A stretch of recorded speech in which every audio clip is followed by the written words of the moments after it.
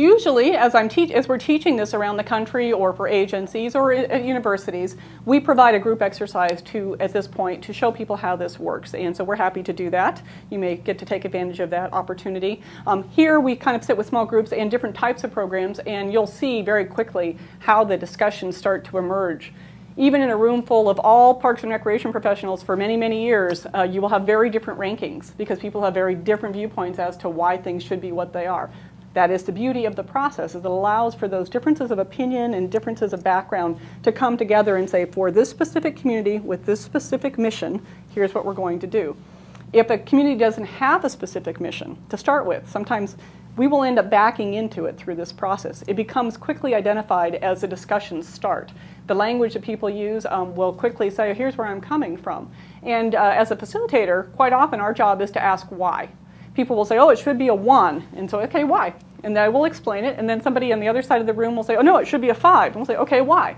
As they explain the why in their minds, you'll start to see the nuances of how people are coming at this from a different place. Or even understanding, different understandings about where the direct costs are. You know, who's paying for what, and that type of thing. And so it's a very, very beneficial coordination exercise if you have, especially a large agency, where you can see that people may be charging things to different accounts. People may, and it's all, you know, there's no ill intent here ever. It's just kind of evolved that way. As people have kind of gone forward and tried to do the thing that they thought was the best thing for their division, they may be treating things in a different way. So this exercise is very, very valuable.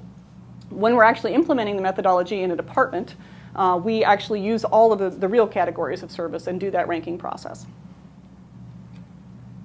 From that, all that work, the ranking and all the discussions, we end up with this. It's called this is a finished pyramid. I used an example from Arlington, Texas, and they actually have a fairly high cost recovery goal.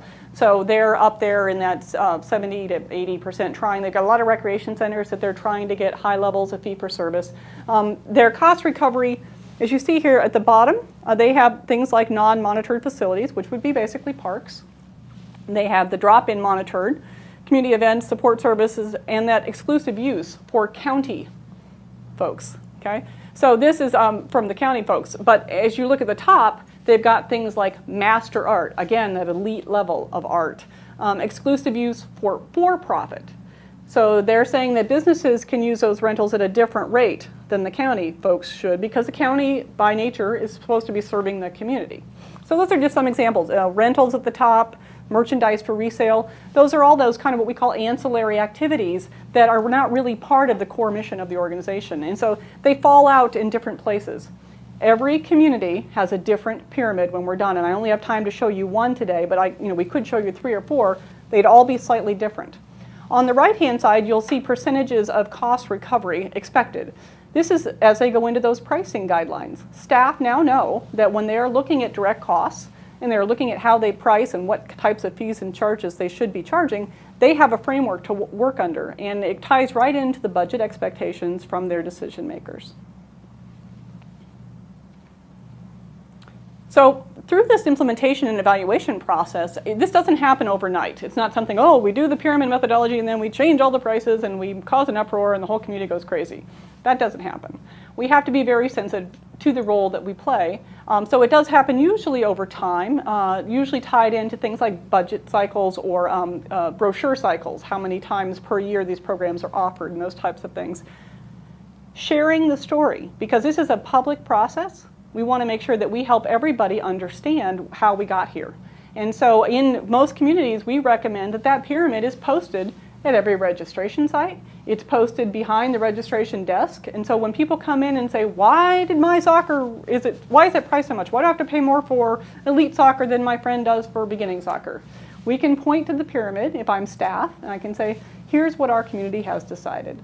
And here's why we're doing that. And so it allows that explanation, and everyone from the frontline staff all the way through to the top decision makers understand. And as the taxpayer, so if you're involved in this as a community member, you get why they're charging different prices for different things and how that's appropriate for that community. It is kind of implemented over a year so that changes can be made. Some things are not appropriate, and so we'll quickly realize that and make sure that we adjust for that. So I've kind of covered a lot of things very, very quickly today on the pyramid methodology, but I hope you can see the value of how this can be applied in any community. We have used it in very, very small towns. We've used it in very large towns and counties with millions and millions of people. We used it with Arizona State Parks as they were looking at having to potentially close some parks because of budget shortfalls. I believe it would actually even be implemented on a national level, and I would love to have discussion with our Congress about this type of thing.